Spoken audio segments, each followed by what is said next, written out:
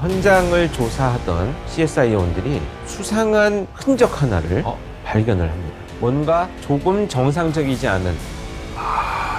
저 찾은 것 같아요.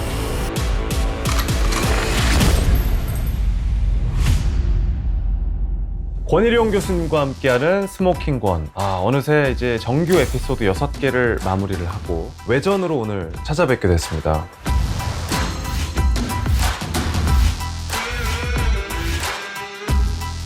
신발을 신고 들어왔느냐 벗고 들어왔느냐. 성범죄면 옷이 가지런히 있을 수는 없다. 이게 정당화될 수 있는 일은 아니고요. 모든 범죄는 잡힌다. 오늘 그 에피소드는 네. 특별히 좀 외전인 이유가 있나요? 일단 끝까지 함께 해보시면 네. 왜 외전이었는지 아시게 될 것 같습니다. 그렇군요. 뭐 이렇게 또 말씀을 하시니까 더 궁금한데요. 오늘은 어떤 사건을 준비해 오셨습니까?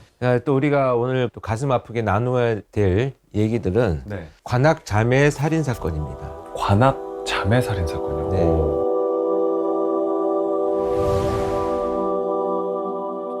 자세하게 이야기 들어볼 수 있을까요? 네.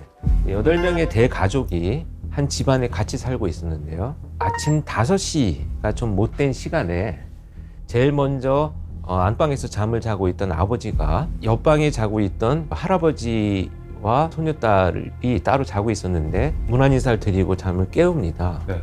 그리고 나서 잠시 화장실에 들렸다가 이제 안방으로 들어갔는데 잠시 후에 할아버지가 갑자기 고함을 치시는 거예요. 그래서 놀라서 아버지가 거실에 나와 보니까 거실 빨래 건조대에서 화재가 발생을 하는 거예요.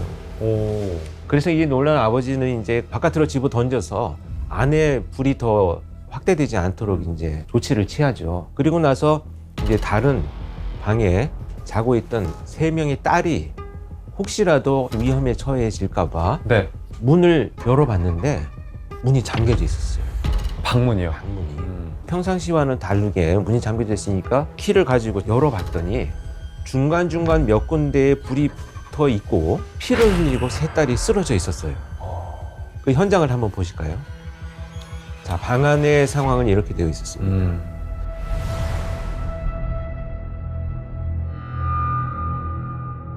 세 자매는 이제 막내, 그다음에 둘째, 큰딸 이렇게 좁은 방에서 같이 잠을 자는 그런 상황입니다. 이 사진으로 봤을 땐 굉장히 끔찍하고 좀 안타까운데 사망을 한 상태였었던 건가요? 이 세 자매는? 첫째 딸은 병원에 후송을 해서 도착하는 순간 사망을 했어요. 아유, 안타깝네요. 둘째 딸은 수술을 했지만 다음날 안타깝게도 사망을 했습니다. 네.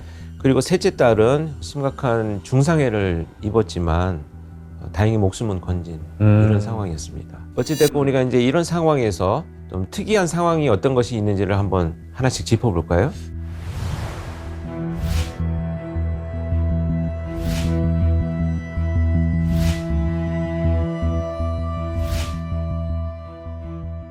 시간은 그러면은 어느 정도였던 거예요? 이 발견 자, 시간. 발견한 시간이 새벽 5시경. 이 장면, 이 상황만으로 추론할 수 있는 단계는 어떤 것들이 있을까요? 뭐 일단은 너무 자는 모습 그대로잖아요. 그렇죠. 세 자매가 그냥 나란히 잠을 자고 있다가 피해를 당한 게 아닐까라는 생각. 네, 그렇죠. 불이 났다라는 것을 인식을 하면 피하거나 또는 뭐 불을 끄거나 자구적인 노력들을 했었을 텐데 그렇죠. 일어나서 저항한 흔적들이 나타나지 않고 있죠. 그렇다라고 한다면 공격이 먼저 있었고 불을 지르려는 시도가 진행이 되었다. 그러니까. 이렇게 정리를 할 수가 있겠습니다. 자, 그렇다면 이불 위, 장롱, 그다음에 옷가지에 붙어 있는 불의 출처가 어떤 것일까 추론을 해봐야 되겠죠. 그러니까요. 이게 지금 산발적으로 붙어 있고 불의 어떤 그 번지는 정도도 아주 심한 정도는 아닌 것 같아서 종이나 이렇게 좀 잘 탈 수 있는 것들을 좀 뭉쳐서 불을 질러 놓은 게 아닐까. 그런 그렇죠. 예측은 좀 네. 드는데요. 또 한 가지 여기서 우리가 주목해야 될 것은 머리만 공격을 받았다는 거예요. 혹시 정확한 사인이 뭔지? 둔기에 의해서 심각하게 머리를 타격받아서 함몰 또는 출혈로 인해서 사망을 하게 된 거죠. 특히 또 그 범행 도구가 현장에서 발견되지도 않았어요. 피가 좀 약간 지금 위쪽으로 튄 거 아닌가요? 그렇죠. 그러면 우리가 혈흔 형태 분석을 했을 때 나왔던 용어가 있었죠. 보이드? 응, 비산? 맞아요. 네. 그래서 만약에 범인이 머리 위쪽에서 아예 살인만을 목적으로 공격을 했다라고 한다면 피가 범인의 몸에 묻은 공간이 비어 있어야 되는데 지금 전반적으로 피가 뿌려져 있는 것을 봐서는 이제 범인은 피해자의 아래쪽에서 공격을 했다라는 것들을 우리가 추론할 수 있죠. 여기까지는 정리가 되는데 아까 말씀하셨던 것처럼 밖에 거실에 빨래 건조대도 불을 질렀다고 하셨잖아요. 그렇죠. 그건 또 이해가 안 가요. 그 상황에 대해서 지금 어떻게 이 집의 구조가 전반적으로 이루어져 있는지를 다음 사진을 보면서 한번 네. 설명을 드려볼게요. 집에 도면이 자, 네.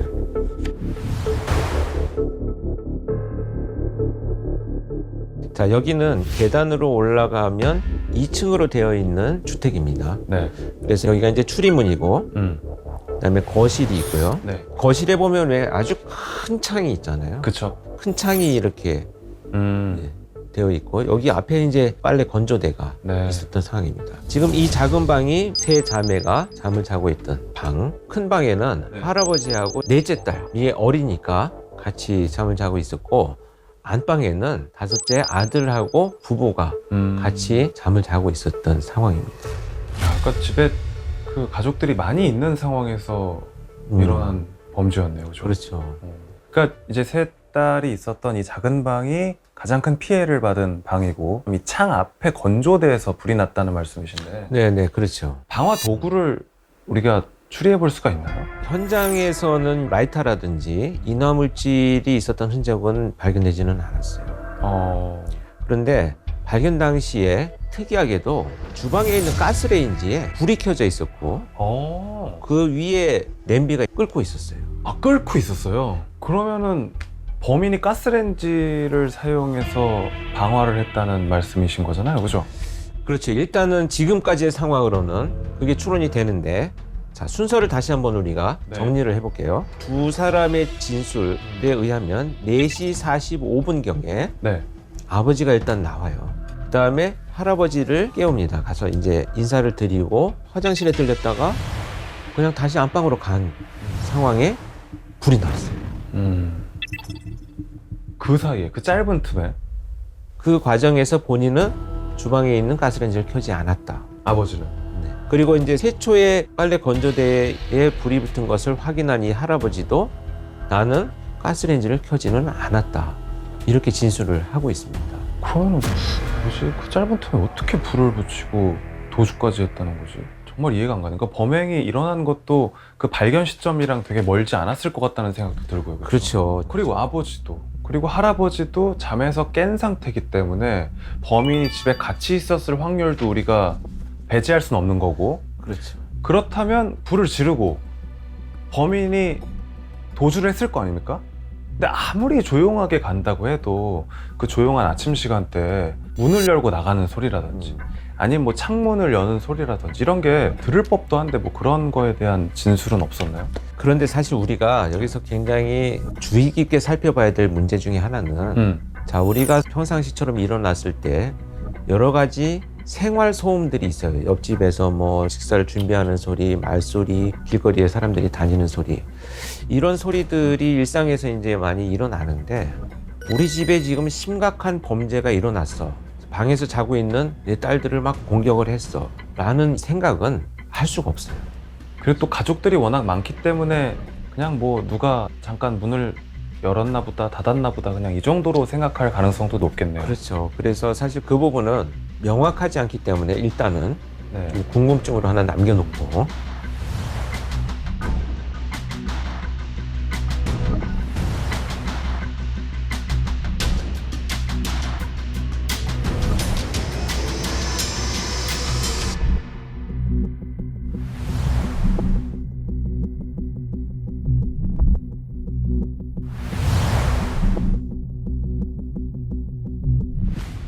자, 그렇다면 이제 누군가 침입을 했을 가능성 첫 번째 추론. 어떻게 침입을 했을까요? 그쵸. 그럼 이제 외부 침입의 흔적을 우리가 한번 찾아봐야죠. 당시만 해도 화재가 발생한 것을 보고 도움 요청을 할 때 아버지가 문이 잠겨져 있었다라고 진술했어요. 그러면 이제 문을 부수거나 뜯고 들어온 흔적은 없었다. 다만 의심스러운 것이 이 대형 창문, 건조대 앞에 있는 건조대 창이. 바로 앞에 있는 창. 그래서 창문이 요만큼 한 3, 40cm 정도 열려 있었어요. 그럼 여길로 들어왔다가 도망 나갔을 확률이 제일 높다고 현재까지 볼 수 있겠네요. 그런데 확신을 할 수 없는 상황이 뭐였었냐면 아이들이 피를 흘리고 쓰러져 있는 상황이기 때문에 옆집 사는 사람, 아래층 사는 이런 분들이 도움을 주기 위해서 창문 열고 막 들어오고 사람들이 막 구조와 화재 진압이 막 이루어졌기 때문에 아수라장이 됐군요. 그렇죠. 그래서 사실 뭐 여기로 침입했어 라고 하는 것은 우리가 가능성만 열어두고 반정하거나 뭐 이런 지금 상황은 아니다 이렇게 볼 수가 있습니다. 족적 같은 걸로는 우리가 뭐 찾을 수 없었을까요? 족적도 방금 말씀드린 것처럼 굉장히 많은 발자국들이 피해자들이 있는 방으로 이어져 있었기 때문에 족적으로 알아볼 수 있는 이동 상황도 훼손돼 버린 이런 상황이죠. 그런데 현장을 조사하던 CSI 요원들이 네. 수상한 흔적 하나를 발견을 합니다. 이게 바로 오늘의 스모킹 건이 되겠습니다. 뭐죠? 안방, 안방? 손잡이, 안방이면 부모님이 자고, 자고 있었던? 벌집 문양을 가진 장갑 흔이 나왔어요. 그러면은 범인이 끼고 있었던 장갑일 확률이 높은 거잖아요. 보통 집에서 우리가 생활하면서 장갑을 낄 일은 뭐 이렇게 많지 않으니까, 그죠? 그렇죠. 특히 더 중요한 것은 이 문양을 가진 장갑이 이 집에서 발견되지 않았다는 거예요. 자, 그렇다면 여기서 우리가 한 가지 반드시 짚고 가야 될 사항이 있어요. 아버지가 나와서 할아버지를 깨우고 화장실을 갔다가 방으로 들어갔다고 진술을 했잖아요. 네. 그렇다면 이 벌집 문양의 장갑은 일부 지워졌을 가능성이 있어요. 그렇죠. 그런데 벌집 문양이 그대로 남아 있었다라고 하는 것은 이러면은 무엇을 시사할까요?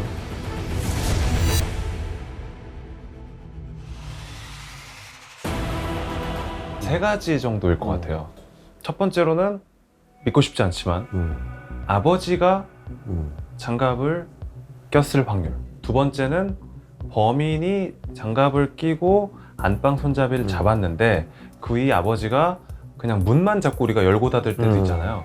그렇게 문을 열고 닫았을 확률. 그리고 세 번째는 아버지가 뭐 할아버지 방에 문안 인사를 하고 다시 들어오고 나서 범인이 또 만지고 도주를 했을 확률. 그렇습니다. 네. 굉장히 근접한 추론 세 가지가 나왔는데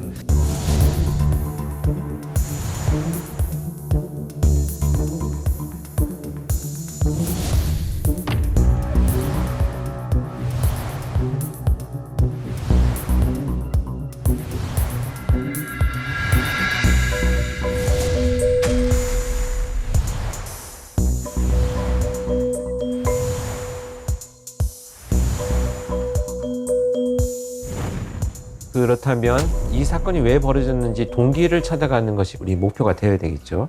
그래서 어떤 행동이 있었는지 현장을 다시 한번 검토를 해보겠습니다. 여기서 우리가 아까 한 가지 놓친 것이 있는데 자세히 관찰을 하신다면 조금 정상적이지 않은 저 찾은 것 같아요.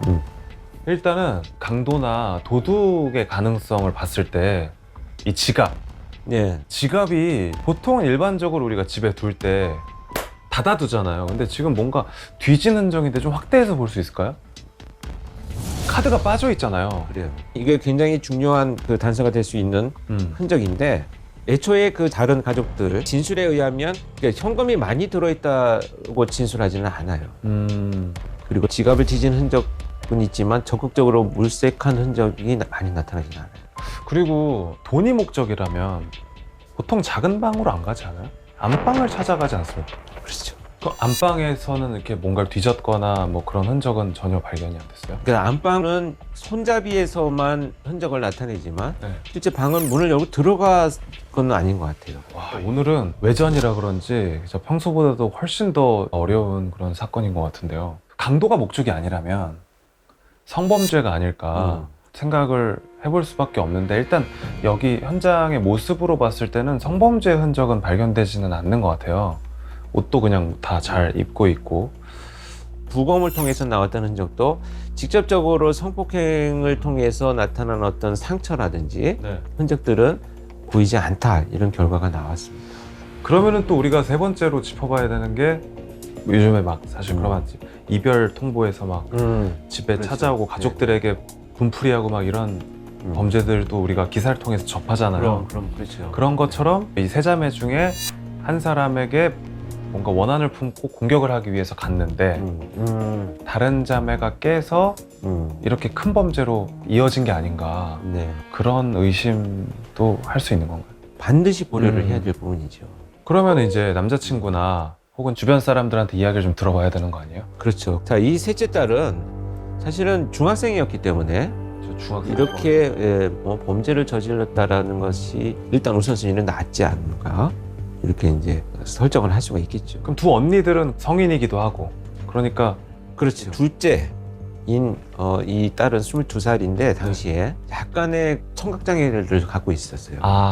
그러다 보니까 이렇게 사람들과의 교류가 많지 않기 때문에 어떤 갈등 관계가 빚어졌다라고 하는 것은 수사상 나타나지는 않았습니다. 그러면 첫째 언니 주변 사람의 가능성이 제일 높기는 한 상황이네요. 그렇죠. 그런데 첫째 딸의 주변 면식 관계의 용의자를 수사를 하다 보니까 용의점이 있는 사람은 나타나지 않지만 그 지인들 중에 몇몇 사람이 사실 아버지하고 굉장히 좀 갈등이 있었다, 이런 얘기들이 공통되게 나오기 시작을 합니다. 우리가 제일 좀 배제하고 싶었던 가능성으로 좀 또 무게가 옮겨가는 상황이 돼버렸네요. 그러면은 어쨌든 아까 안방에 장갑 흔적도 있었고 네. 좀 이상하긴 했거든요. 왜냐면 집안에서 사람이 돌아다니고 있는데 뭐 가스레인지에서 불을 해서 그렇지. 여기 건조대에다가 불을 지르고, 이게 좀 저도 이상하다 생각하긴 했었는데, 그러면은 아버지 쪽으로 좀 용의자의 어떤 프레임이 씌워지는 건가요? 그러니까 수사는 가능성이 있다면 무엇이든지 다 일일이 확인을 해야 되죠. 그래서 아버지를 수사팀에서는 확인을 해야 되는 그런 상황이 전개가 됩니다.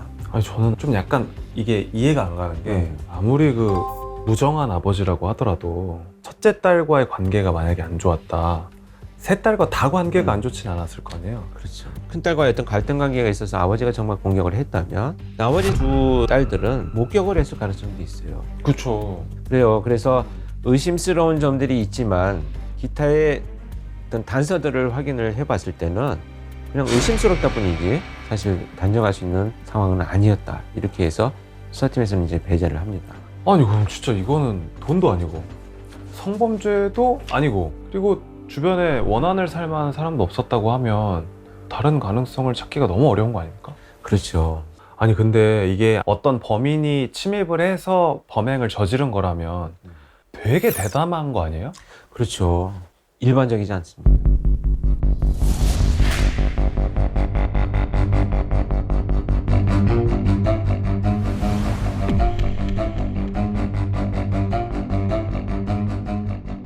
일단은 지금까지의 상황으로 본다면 피해자 주변 수사, 또 인근 우범자들 수사에서 나오지 않았다면 이유를 알 수 없는 범죄로 추정이 되면서 분석적인 입장에서는 전체적으로 이 사건이 어디에 가장 큰 중심을 두고 일어났는지를 조금 떨어져서 살펴볼 필요가 있죠. 네. 그런데 여기뿐만이 아니었습니다. 아, 그래요? 인근에 비슷한 둔기로 머리만 공격당한 사건, 이런 것들이 몇 건이 발생을 했었어요. 그렇다면 다른 사건들과의 공통점을 찾아야 되죠. 방금 둔기로 내려졌다는 얘기. 범행 도구, 네. 그다음에 시간대, 범행 장소의 지금 이 발생한 장소와 그렇게 멀지 않은 지역들, 또 한 가지 작은 방으로만 갔다고 합니다. 어떤 집이든 작은 방이 갖고 있는 특성이 있어요. 뭐예요? 대부분 거기에는 이제 공격을 했을 때 약한 상대, 저항을 하기 어려운 자녀들, 여성, 자녀, 아이들, 이런 이제 약자들이 있을 가능성이 높죠, 대체적으로. 그러니까 이게 연쇄 살인 사건의 가능성을 배제할 수 없는 상황이 돼버렸네요. 그렇죠. 그래서 이 사건이 발생한 이후에 이제 수사팀은 계속 수사를 진행을 합니다. 이런 와중에 한 달여가 지난 같은 새벽입니다. 영등포 신길동의 한 주택에서 네. 누군가 침입을 해서 역시 작은 방으로 갔습니다. 아하. 그래서 거기에서 잠을 자고 있던 사람을 공격을 했는데, 마침 이 방에는 건장한 20대의 아들이 잠을 자고 있었던 거예요. 아하. 이 건장한 20대의 남자 아들은 범인과 격초를 벌입니다. 오. 그래서 그 소리를 듣고 달려온 아버지와 합세를 해서 이 범인이 체포가 되죠. 이거 저 들어본 사건 정남규 사건 아니에요 이거? 바로 그렇습니다. 오.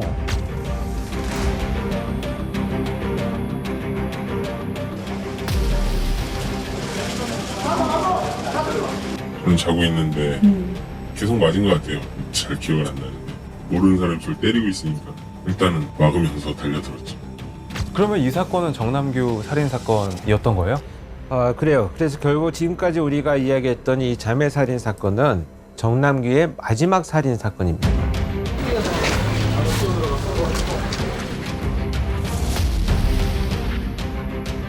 지난달 27일 한방에서 자던 자매 3명을 둔기로 때려서 2명을 숨지게 한 사건의 용의자가 붙잡혔습니다. 정남규는 체포되고 나서 강도 상해 미수 사건으로 이제 보고가 됐죠. 네. 그런데 그때 그 보고서를 보고 CSI 팀과 프로파일링 팀에서 네. 지금까지 여러 건의 발생한 사건들의 패턴과 너무 유사하고 또 범행 도구도 상당히 유사하다. 그래서 이걸 반드시 확인을 해봐야 되겠다라고 해서 현장으로 진출을 합니다. 그때 함께 동행한 CSI가 현장에서 우리가 스모킹건으로 지목했던 장갑을 아 그걸 찾아냈어요? 그 체포한 범죄자에게서 맞네 이거 팔각형 이거 이게 정남규의 집에 있었어요? 현장에 현장에요? 체포됐을 때 갖고 있었어요. 아 그 신길동에서요? 한 달 후에 똑같은 장갑을 끼고 있었구나. 그래서 화학적인 이제 증거가 음. 확보가 됐죠. 아니 근데 그 결정적으로 이제 사망에 이르게 한 그 둔기 있잖아요. 둔기는 사용된 게 일치했었나요? 예, 일치됐었는데 소위 파이프렌치로 굉장히 큰 둔기예요. 쇠망치처럼 되어 있는. 그래서 이걸 들고 다니기가 어려우니까 자기가 선택한 지역에 몇 군데에 그 물건들을 숨겨 놓았어요. 그리고 그 지역에서 내가 오늘 범행을 저지르겠다라고 생각이 되면 그때 가서 집을 물색하고 자기가 숨겨놓은 범행 도구를 가지고 그 집으로 향합니다. 범행을 저지르고 재빨리 나와서 그곳에 다시 숨겨놓고 또 도망을 가죠.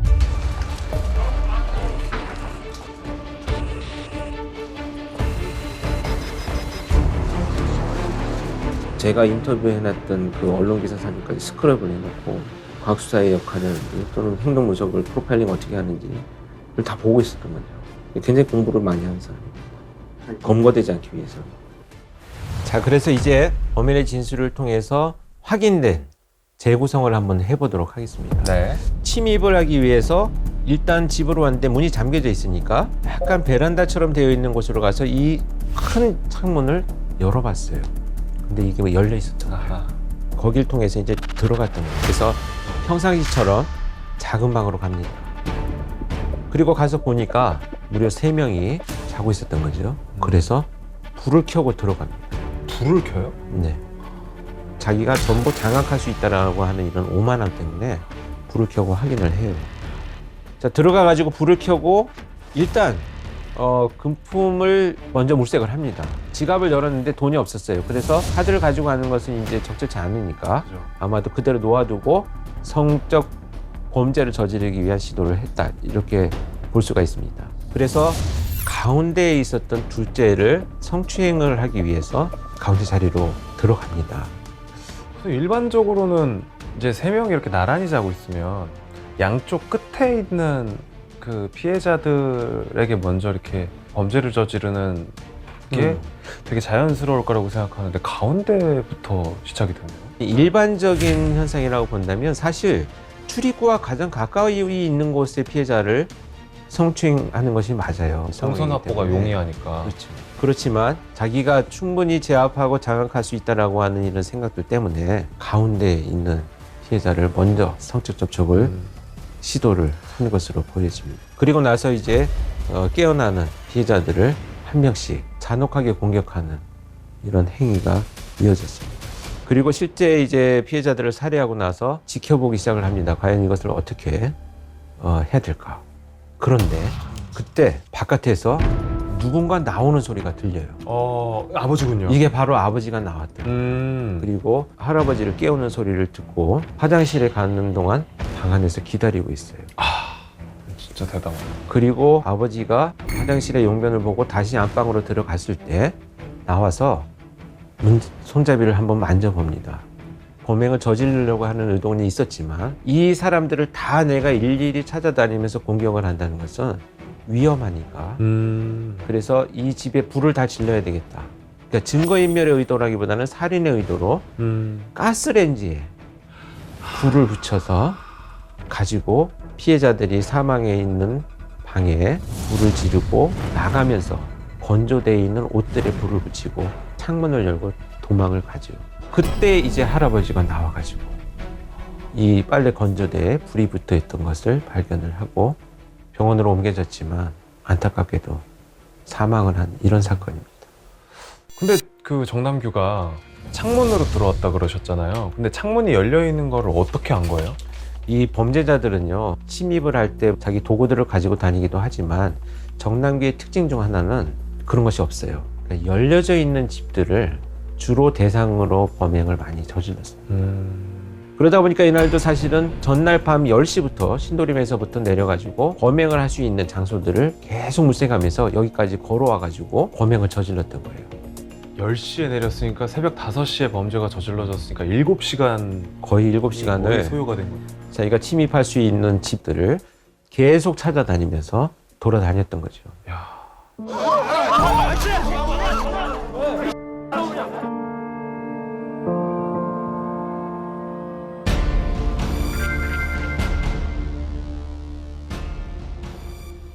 이때 비하면 사실 지금은 이제 CCTV도 많이 보급이 되어 있고요. 또 과학수사 기법도 많이 발전을 했습니다. 그래서 연쇄적으로 발전하기 이전에 이미 범죄가 차단되는 이런 상황이 되고 있긴 합니다. 하지만 범죄가 일어나지 않는 것은 아닙니다. 그럼요. 결국 피해자나 피해자 가족들, 더 넓게는 우리 사회는 네. 한번 발생한 피해에 대해서 사실 회복될 수 없는 상처를 갖게 됩니다. 그러니까 우리가 이제 어떤 이런 스모킹건 같은 프로그램을 통해서 예방의 중요성에 대해서 다시 한번 생각해 봐야 되는 게 아닌가 싶습니다. 그렇습니다. 네.